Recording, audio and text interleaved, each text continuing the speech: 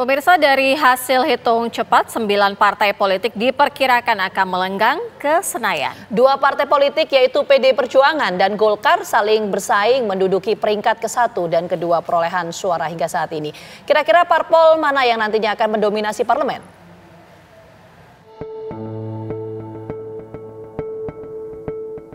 Penghitungan perolehan suara untuk Pileg 2024 hingga kini masih terus dilakukan Komisi Pemilihan Umum. Dari hasil hitung cepat yang dilakukan sejumlah lembaga survei, didapati setidaknya 4 partai politik memperoleh kursi tambahan di parlemen. Hitung cepat, lembaga survei Poltreking Indonesia merilis prediksi perolehan kursi di DPR.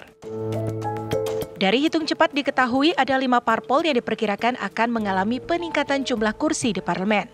Kelima partai politik itu adalah PKB mengalami penambahan 8 kursi, Gerindra mendapat tambahan 12 kursi, Partai Golkar mengalami penambahan 11 kursi, Nasdem bertambah 7 kursi, dan PAN bertambah 3 kursi.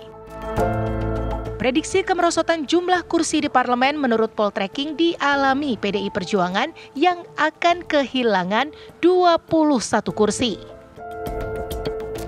Lembaga survei indikator juga merilis hasil hitung cepat prediksi perolehan kursi di DPR RI.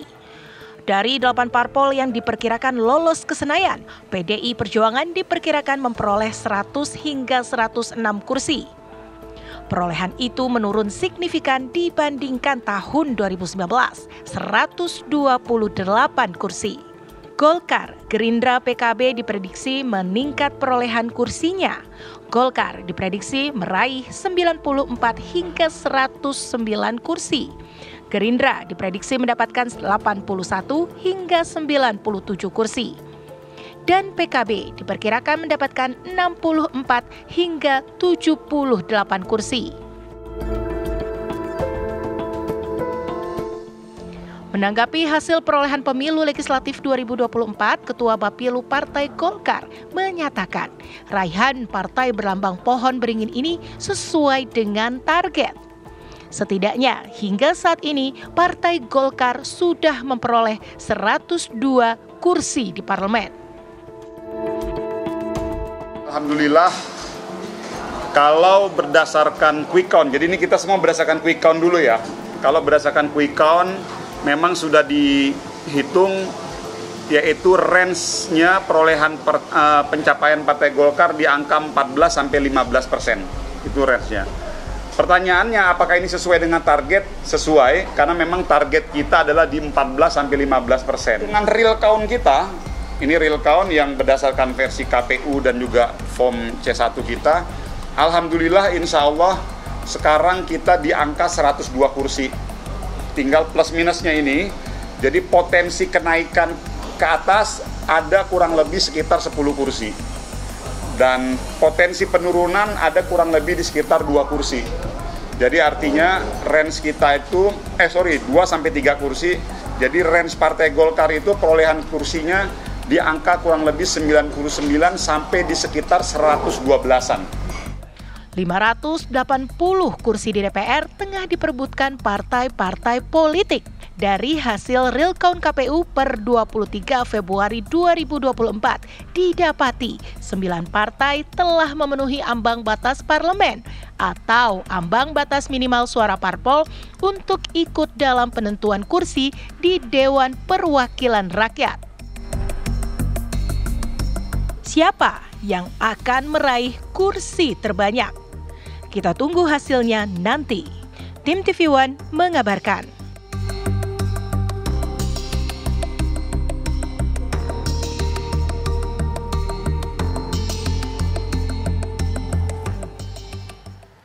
Pemirsa, Partai Golkar, Gerindra, dan Partai Kebangkitan Bangsa atau PKB diperkirakan akan memperoleh penambahan kursi yang signifikan dalam pemilu legislatif 2024. Posisi Golkar makin kokoh di urutan kedua, baik dalam pemilu legislatif maupun dalam banyaknya jumlah kursi di parlemen. Gerindra dan PKB diperkirakan pemirsa akan menjadi kekuatan yang dominan di parlemen di luar PD Perjuangan dan juga Golkar.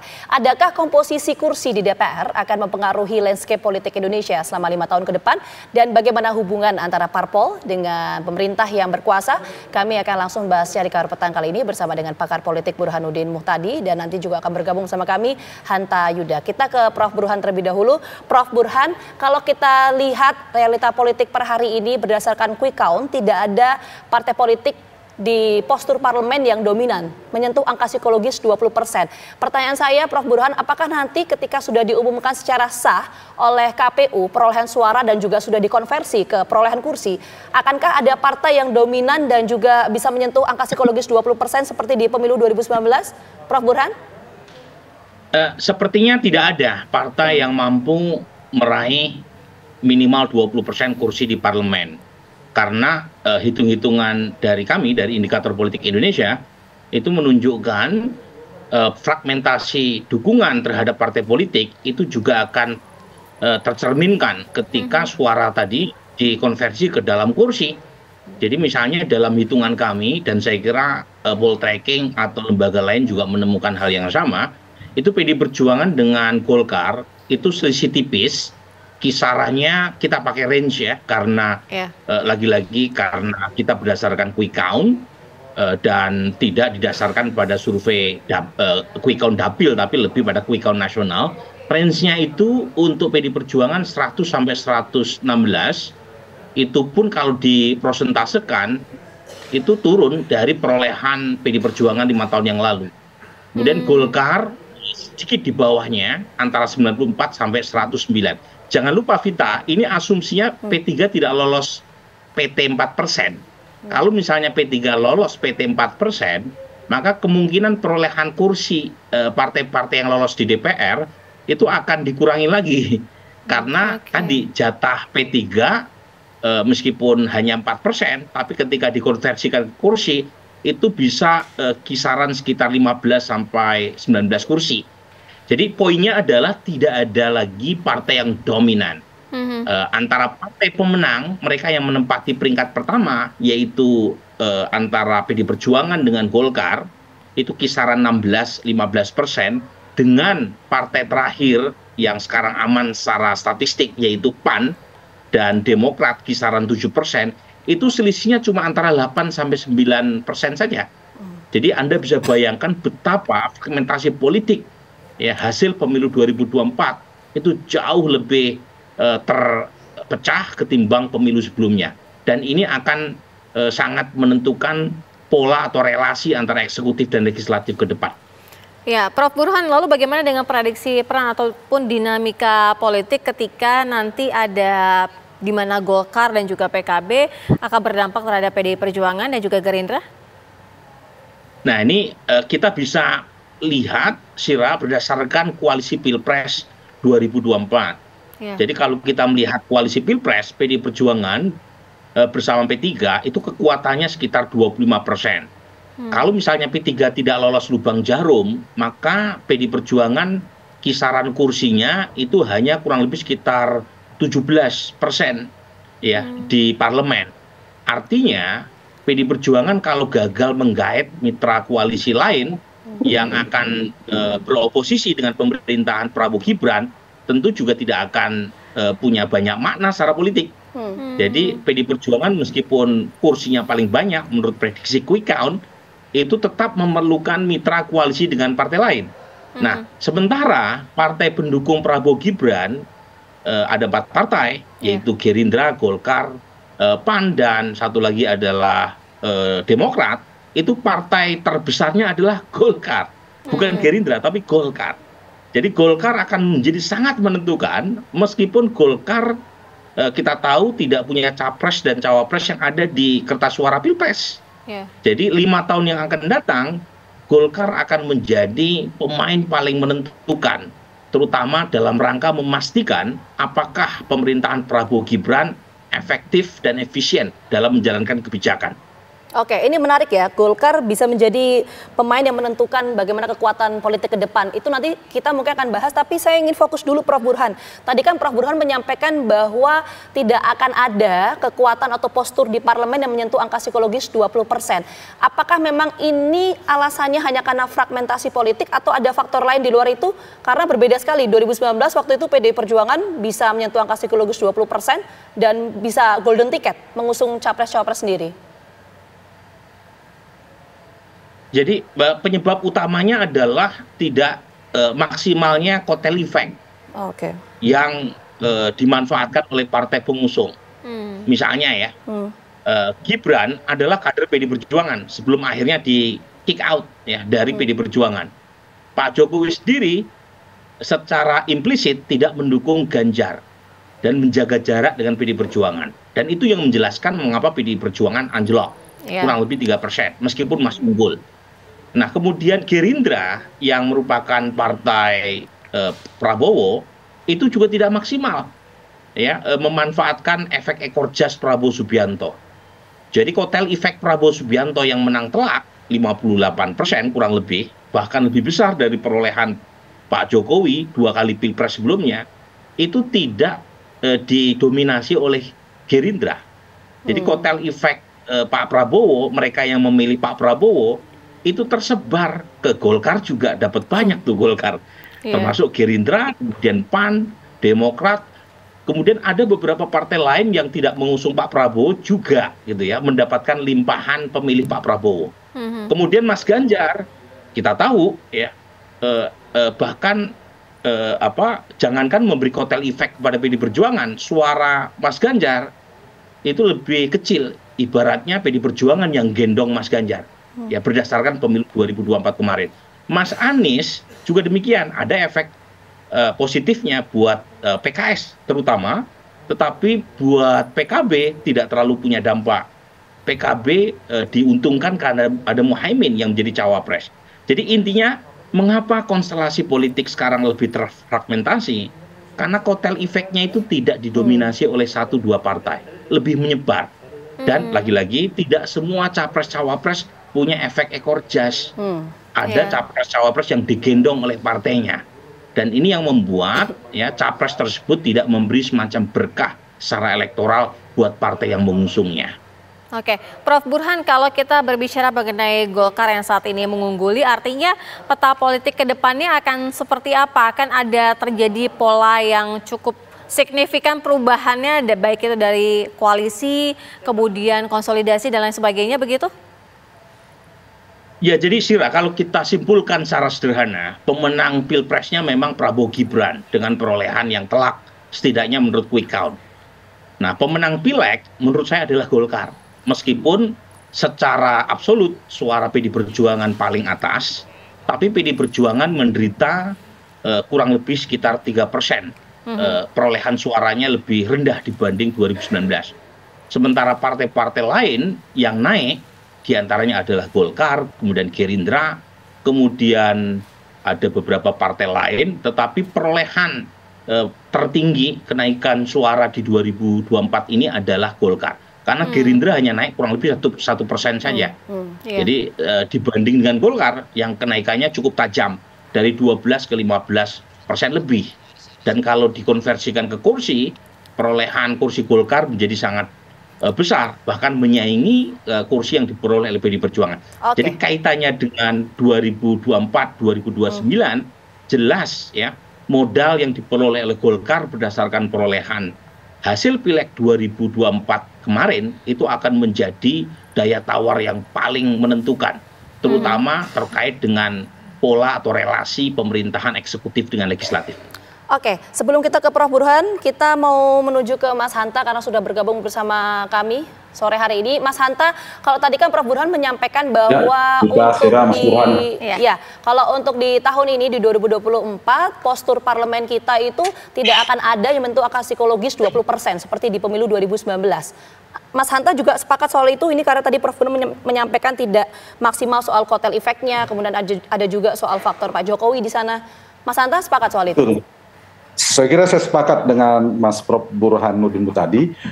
Catatan saya, Pertama, hasil pileg ini, postur di parlemen, tingginya split ticket voting dan rendahnya pengaruh kotel efek.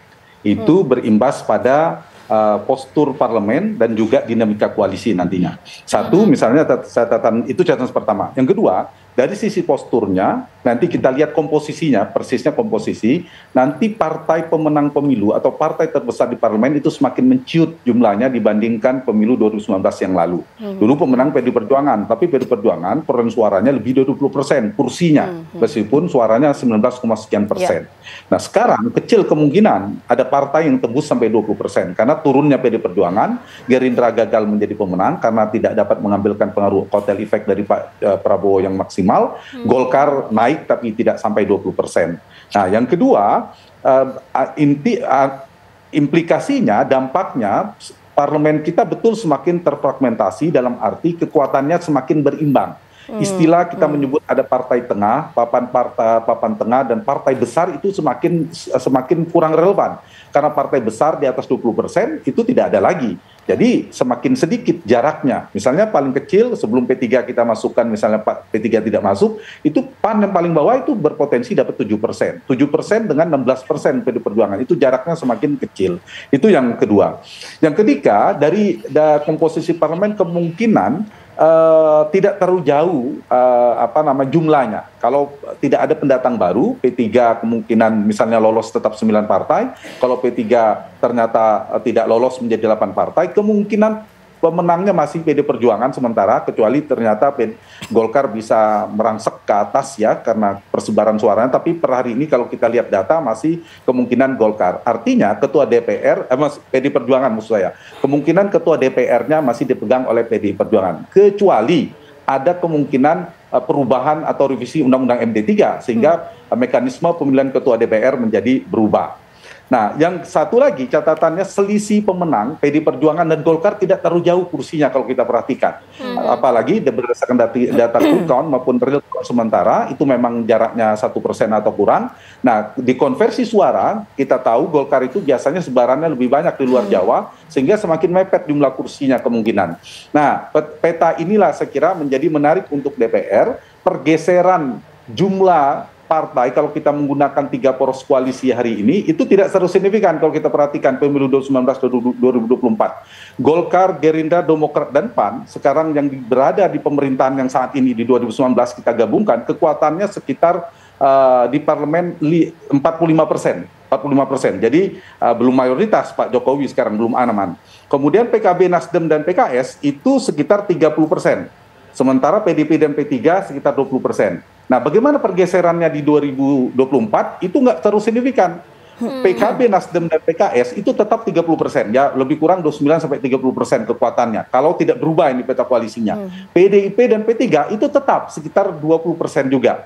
Nah, turun dari 20%, dari 25% saat ini, di 2019 mereka 25%, sekarang diprediksi sekitar 20% gabungan dua partai ini. Nah, yang bergeser hanya koalisi Mas Ganjar ini. Kalau 2019 mereka 25%, sekarang menjadi 20%. Kalau pendukungnya Prabowo, dulu di 2019 sekitar 45%, sekarang kemungkinan diprediksi 50%. Nah, itu pergeserannya, koalisinya. Pendukung Ganjar bergeser ke pendukung Prabowo. Jadi pendukung Pak Jokowi sekarang 45%, kemudian di Pak Prabowo kemungkinan 50%. Sementara di paslon 1 itu tetap 3 partai itu. Itu kemungkinan dinamika pergeserannya. Dan terakhir satu lagi saya ingin tambahkan, Vita, ini pola kekuatan poros ini ada 2 pilihan bagi Pak Prabowo yang akan membangun peta koalisi ke depan. Apakah dia akan membangun satu persatu secara tanda petik eceran, membangun komunikasi ke Nasdem, ke partai PKB dan seterusnya, atau bisa secara grosiran, secara paket membangun koalisi memilih. Mas Hanta, itu nanti kita akan bahas ya Mas Hanta. Atau 03. Baik, kita akan bahas lebih lanjut ya mengenai komunikasi politik yang akan dilakukan, bagaimana dengan perolehan kursi berkelanjutan ke depannya. Usai jeda, Kabar Petang segera kembali. Terima kasih Anda masih bersama kami. Kita lanjutkan dialog saya ke Mas Hanta. Mas Hanta, kalau misal dari perolehan kursi antara Golkar dengan PDI Perjuangan ini tidak terlalu jauh berbeda gitu ya. Artinya akan seperti apa landscape politik ke depannya dan juga bagaimana dengan kekuatan nanti di pemerintah baik itu juga di DPR RI? Ya, yang menarik memang Golkar ya ada kenaikan dari perolehan kursinya, sehingga bicara pimpinan DPR dulu, ini kemungkinan ada dua. Dari sisi Undang-Undang MD3 kan pemenang kursi tertinggi di DPR, maka dia ketua DPR, menjadi ketua DPR. Nah, ini pun ada potensi bagi Golkar. Kita tidak tahu hitungan terakhirnya, mungkin perolehan suaranya, popular vote-nya itu yang menang PD Perjuangan. Tapi kita tidak tahu kursinya, karena seperti saya katakan tadi, Golkar ini kerap punya sebaran suara yang relatif se-Indonesia, dia beda dengan PD Perjuangan, menang di Jawa Tengah, ada Sila Kandang Banteng, dia agak terpusat suaranya, agak mengantong. Sementara Golkar itu menyebar. Nah, ada potensi dia mendekati. Kalau ternyata menang satu kursi saja, maka Golkar punya potensi jadi ketua DPR. Yang kedua, kalaupun ternyata pemenangnya kursi tetap PD Perjuangan, ada pintu kedua. Kita tahu Golkar di dalam pemerintahan, PD Perjuangan, melalui Mas Hasto ada kemungkinan oposisi, meskipun kita tidak tahu dinamika ke depan. Nah, peluang kedua, kalau MD3 diubah, jangan lupa dulu ada KMP, Koalisi Merah Putih, juga mengobrak-abrik tanda petik Undang-Undang MD3, mekanisme penentuan ketua DPR, itu sangat mungkin terbuka. Kalau kemudian koalisi dalam pemerintahan Prabowo Gibran per hari ini berdasarkan quick count dan real count sementara, maka mungkin saja koalisi pemerintahan ini akan bersepakat memberikan kepada partai koalisi, dianggap pemerintahan yang baru lebih aman kalau ketua DPR-nya dari partai koalisi. Dan menurut saya bukan Gerindra yang akan ditentukan, dipilih. Pertama tentu Golkar. Pertama karena Golkar lebih tinggi suaranya dari Gerindra kursinya. Yang kedua kita tahu jam terbang kepemimpinan politik dan skill politiknya Golkar ini kan tinggi. Dan saya sering mengatakan Golkar ini partai parlemen. Untungnya kita sistem presidensil, kerap saya sampaikan dulu, kalau kita menggunakan sistem parlementer, mungkin Perdana Menterinya selalu dari Golkar. Karena Golkar ini memang jago di parlemen. Dan dampak yang ketiga, kalau ternyata itu yang terjadi, apakah sebagai ketua DPR atau tidak, pagi-lagi Golkar suaranya signifikan, dengan karakter Golkar yang tadi saya katakan, maka kemungkinan bandul politik koalisi itu sangat mungkin dimainkan oleh Golkar. Meskipun berpengaruh pada karakter ketua umumnya. Beda dengan era PSB, kita ingat dulu ada setgap koalisi ya.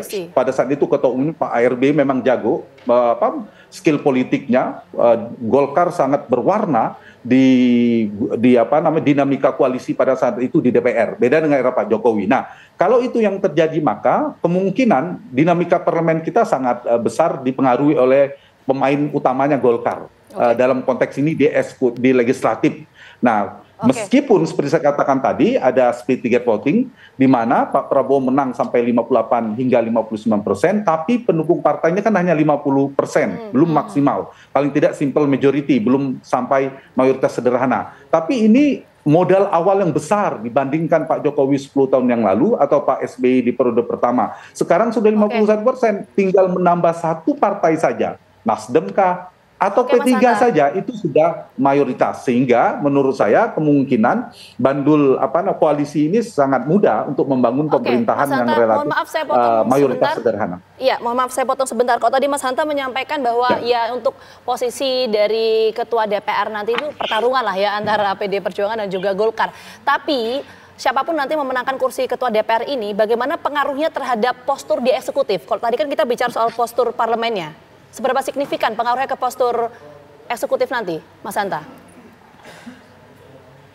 Mas Burhan, Pak, gimana? Mas Hanta, ke Mas Hanta. Oh iya, ya biasanya parlemen kita sistem presidensil, jelas harusnya tidak terpengaruh pada komposisi parlemen. Tapi kan kerap presidensial kita ini bercita rasa parlementer, sehingga meskipun tidak ada relevansinya, tidak ada korelasi langsung komposisi eksekutif atau dengan parlemen, tapi realitasnya di era reformasi, pemerintahan Pak SBY, pemerintahan Pak Jokowi, itu tidak lepas dari faktor kekuatan partai, perimbangan politik, kekuatan di parlemen. Betul, membentuk kabinet, sang presiden terpilih, ada 3 faktor yang dia kedepankan, faktor teknokratik, karena kompetensi, faktor publik, karena pertimbangan citra di publik dan seterusnya, tapi faktor perimbangan politik juga kuat. Nah, perimbangan politik di sini adalah untuk menjaga ada kebutuhan si presiden yang terpilih dalam sistem presidensial supaya tidak terjadi jalan buntu, supaya tidak deadlock, supaya sukses dalam menyampaikan proposal kebijakan pemerintah dengan sukses, dengan mudah mendapatkan tujuan dan seterusnya, maka si presiden mau sukses, dia harus mendapatkan dukungan parlemen minimal 50% plus 1.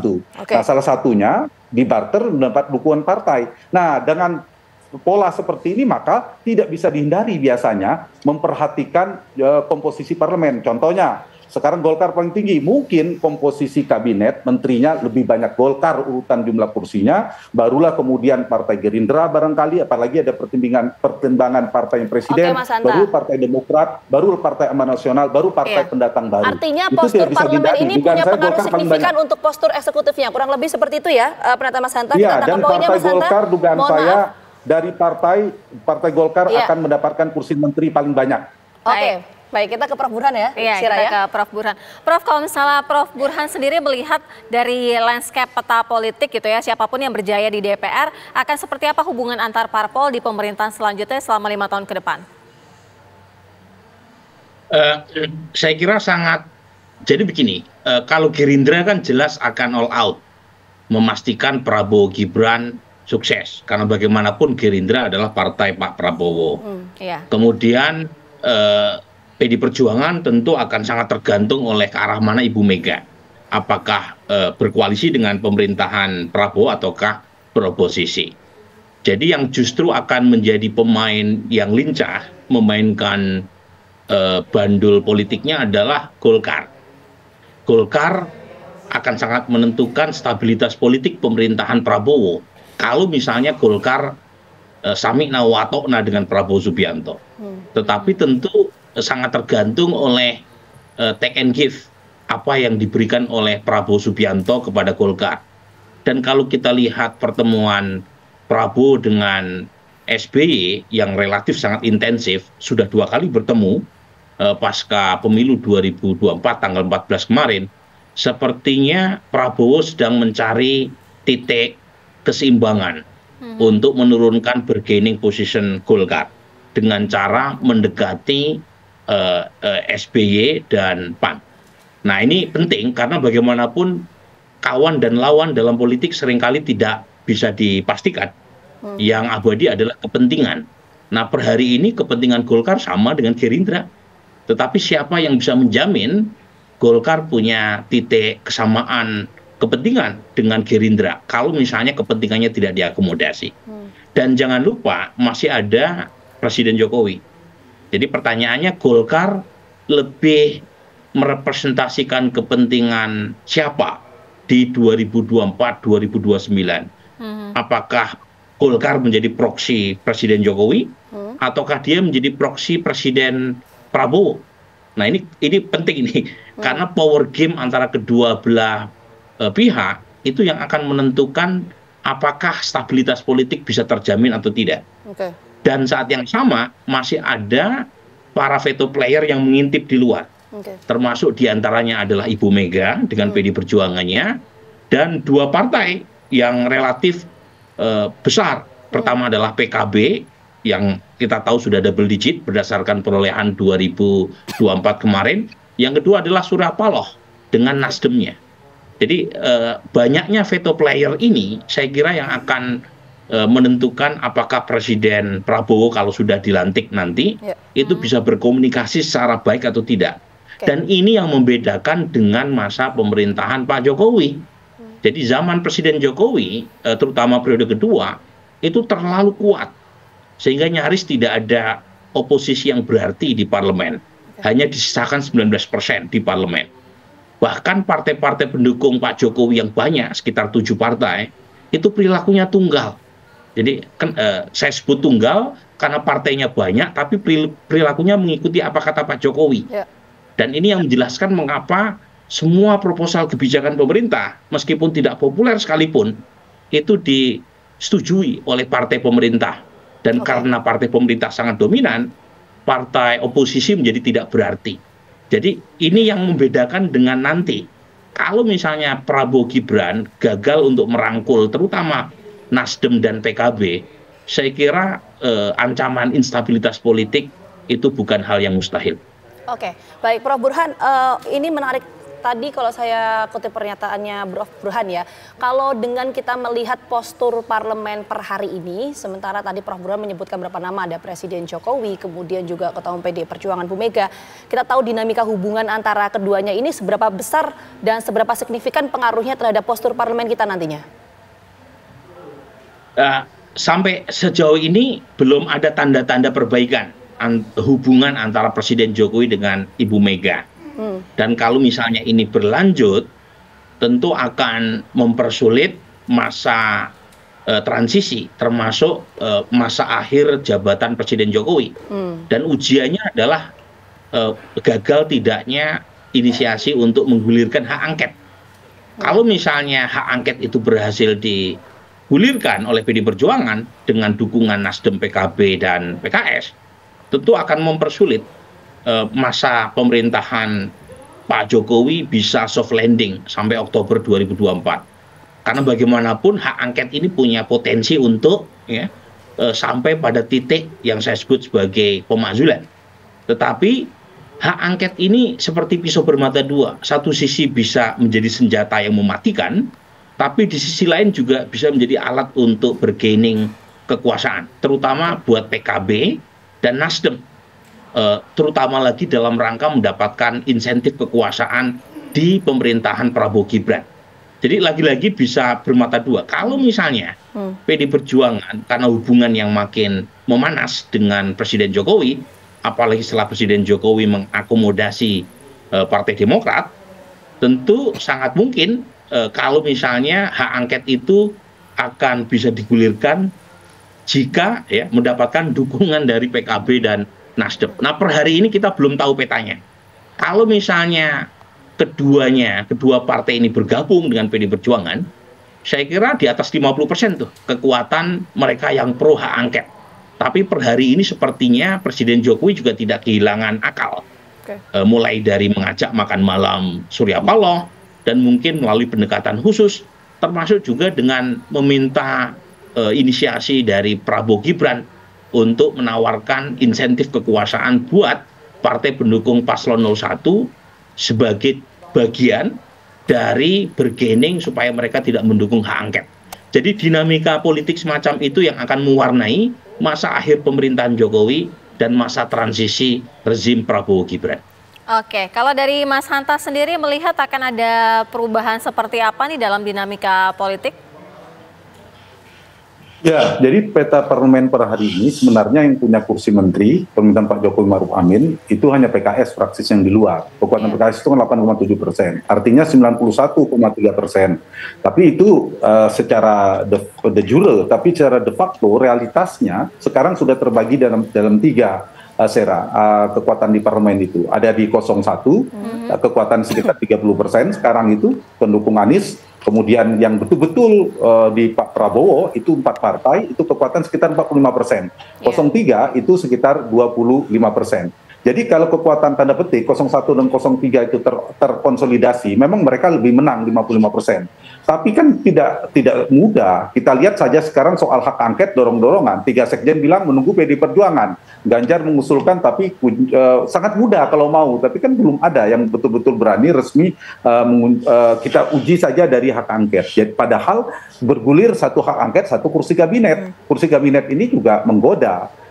Mereka juga perlu barter politik, bisa jadi mengincar kursi, bisa jadi kepentingan ekonomi politik, bisnis yang kedua atau legal protection, perlindungan hukum. Itu penting kebutuhan partai-partai sekarang, karena itu pantau dua hal, pergerakan para kingmaker. Kingmakernya ada 3, Ibu Mega di 03, Pak Jokowi di 02, dan Pak Surya Paloh di 01. Kalau ada pertemuan di antara itu, misalnya Ibu Mega dan Surya Paloh ketemu, nah itu mulai antisipasi Pak Jokowi. Tapi yang sudah ketemu kan Pak Surya dan Pak Jokowi.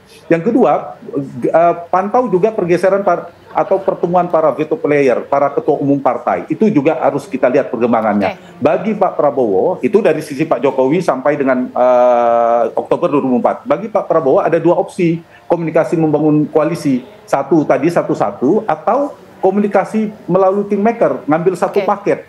Misalnya Prabowo mengajak koalisi 03, sudah silakan Nasdem PKB dan PKS di luar pemerintahan. Itu sudah cukup. Jadi 70% kekuatannya. Atau mengajak 01 menjadi 80%. Jadi saya kira tergantung nanti pemainnya multipolar ini. Ada Pak Jokowi, ada Pak Prabowo, kemudian ada Golkar, tadi peran strategis, kemudian ada partai baru yang diajak. Oke, jadi nanti kita akan tunggu koalisi.